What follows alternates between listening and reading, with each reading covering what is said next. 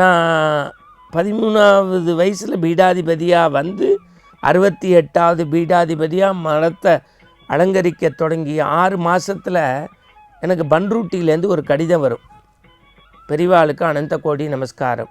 ஒரு நாள் கூட அந்த ரெட்டியார் நான் பதவியேற்று 4 வருஷத்தில் வரவே இல்லை.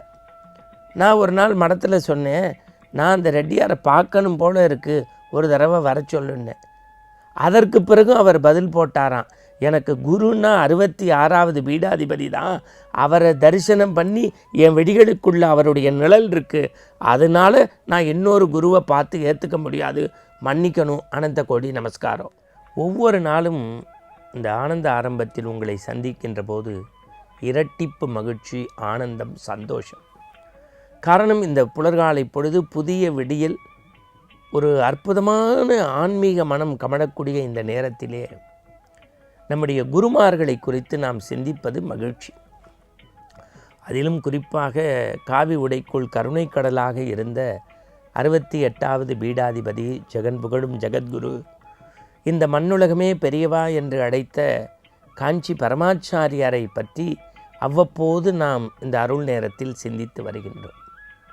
இன்றைக்கு இந்த குரு சிந்தனையிலேயே குரு பக்தியை பார்க்க போகின்றோம். எப்படி? குரு சிந்தனையிலேயே குரு பக்தியை பற்றி பார்க்க போகின்றோம். அவருடைய குரு பக்தியை சொல்லணும்னா குல்பர்காவுக்கு உங்களை அழைச்சிட்டு போகிறேன். குல்பர்காவில் முகாம் இருக்கார். உங்களுக்கு தெரியும், இளம் வயதிலேயே ஒரு குறிப்பிட்ட காலத்துக்கு அப்புறம் வண்டி வாகனத்தில் ஏறாது, காசு பணத்தை பற்றி சிந்திக்காது, மக்களுடைய வளர்ச்சிக்காக கிழக்கு மேற்கு வடக்கு தெற்கு என்று பாதார விந்தங்கள் தேய தேய தன்னுடைய முதல் குரு ஆதிசங்கரர் வழியிலே நின்று நடந்து தேய்ந்து பயணப்பட்டு முகாம்களில் இருந்தவர் மகா பெரிய சுவாமிகள். ஒரு குல்பர்கா முகாமில் நண்பகல் வேளையில் சுவாமி டிக்டேட் பண்ண அதாவது சொல்ல ஒரு உதவியாளர் எழுதிக்கிறார். அவர் போடுறார், தலைப்பு குரு பக்தின்னு போட்டுக்கோ, நான் சொல்கிற இந்த 2 சம்பவத்தை எழுது, பிற்காலத்தில் மக்களுக்கு பயன்படும். எப்படி பெரியவா சொல்ல ரா கணபதி எழுதினாரோ அதுதான் தெய்வத்தின் குரல். இப்போ குல்பர்கா முகாம் மதிய வேளை சுவாமி சொல்கிறார், நான் பதவி பிரமாணம் எடுத்துட்ட ஒரு சில மணி நேரத்தில் மடத்துடைய முக்கியஸ்தர்களை எல்லாம் அறிமுகப்படுத்தினா, அப்போ ஒரு மனிதனை காமிச்சார். அவர் கையெடுத்து அப்படி நமஸ்காரம் பண்ணார். 66வது பெரியவாளுக்கும் 67ங்கிறது ரொம்ப சொற்ப நாட்கள் தான் இருந்தார். 66க்கு இவர் தான் நிறைய கைங்கரியம் பண்ணி பெரியவாளுடைய வஸ்திரத்தை தினசரி துவைச்சி மடித்து வச்சு பக்குவப்படுத்தி கொடுத்தார். அவர் தான் உங்களுக்கு இந்த பணியை மேற்கொண்டு தொடர்ந்து செய்வார்னார். சட்டுன்னு அந்த மனுஷன் பெரியவாள்கிட்ட மன்னிச்சுக்கணும் அபச்சாரம், 66வது பெரியவாளுக்கு செய்த இந்த கரத்தால் உங்களுக்கு செய்கிறதுல எனக்கு உடன்பாடு இல்லை அப்படின்னு சட்டுன்னு சொல்லிட்டு போயிட்டார். என்ன குரு பக்தி, இதை பதிவு செஞ்சுக்கோன்னாராம்.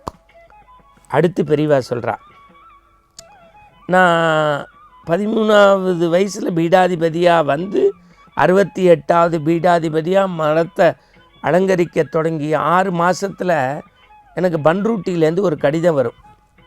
பெரியவாளுக்கு அனந்த கோடி நமஸ்காரம். இத்துடன் 5 மூட்டை அரிசி, பருப்பு, எண்ணெய். அவள் பெரியவா சொல்கிறா, எல்லாம் தேவையான சாமான் சட்டு அப்பப்போ அமுச்சுட்டே இருப்பார். இப்படிக்கு அனந்த கோடி நமஸ்காரம், ரெட்டியார் பன்ருட்டின்னு இருக்கும். ஒரு நாள் கூட அந்த ரெட்டியார் நான் பதவியேற்று 4 வருஷத்தில் வரவே இல்லை. நான் ஒரு நாள் மடத்தில் சொன்னேன், நான் அந்த ரெட்டியாரை பார்க்கணும் போல இருக்குது, ஒரு தடவை வர சொல்லுன்னேன். அதற்கு பிறகும் அவர் பதில் போட்டாராம், எனக்கு குருன்னா 66வது பீடாதிபதி தான், அவரை தரிசனம் பண்ணி என் வெடிகளுக்குள்ள அவருடைய நிழல் இருக்குது, அதனால் நான் இன்னொரு குருவை பார்த்து ஏற்றுக்க முடியாது, மன்னிக்கணும், அனந்த கோடி நமஸ்காரம்.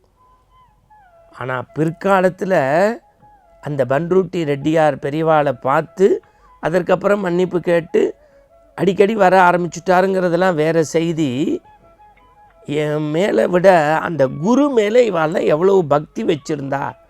இன்றைக்கி எல்லாரும் வாரத்துக்கு ஒரு குரு, மாதத்துக்கு ஒரு குரு, நாளுக்கு ஒரு குருன்னு லாப நோக்கத்தில் குருவை பற்றிக்க தொடங்கிட்டோம். குரு பக்திங்கிறது எப்படி இருக்கணுங்கிறதுக்கு இந்த பன்ருட்டி ரெட்டியாரும் அந்த துணி துவைச்சு பணிவிடை செய்த பக்தரும் ஒரு எடுத்துக்காட்டுன்னு எழுதிட்டு பெரியவா சொன்னாலாம், இதை யார்த்தையாவது கொடுத்து ரேடியோவில் போட சொல்லு குரு பக்தின்னு, யார்த்தையாவது கொடுத்து ரேடியோவில் போட சொல்லு குரு பக்தின்னு போயிட்டாராம். அப்போ இந்த எழுதினவர் சும்மா இல்லாமல் சொன்னாராம், மணி 3 மத்தியானம் அந்த பேப்பரையும் பேடையும் வச்சுட்டு, ஆமாம் இந்த குல்பர்காங்கிறது இந்தியாவில் ஒரு ஒதுக்குப்புறமாக இருக்குது, அதுவும் நம்ம முகாம் ஒரு ஊர்கோடியில் இருக்குது, இங்கே வந்து இதை கொண்டு போய் நான் ரேடியோவில் கொடுத்து போட சொல்கிறேன் அப்படின்ட்டு போய் படுத்துட்டாலாம்.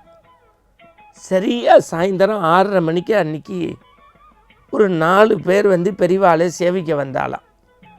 சேவிச்சுட்டு பிரசாதம்லாம் வாங்கிட்டு தங்களை அறிமுகப்படுத்திக்கும் போது சொன்னாலாம், பெரியவா இந்த குல்பர்காவுக்கு ஏன் வந்தோம்னா, நாங்கள்லாம் இந்தியாவை சேர்ந்த ஒவ்வொரு ரீஜனோட all India radio station directors, all India radio station director, எங்களுக்கு இங்கே ஒரு கான்ஃபரன்ஸும் ஒரு ஓரியன்டேஷன் ப்ரோக்ராமும் நடக்கிறது, அதுக்காக 10 நாள் கேம்புக்கு வந்திருக்கோம்.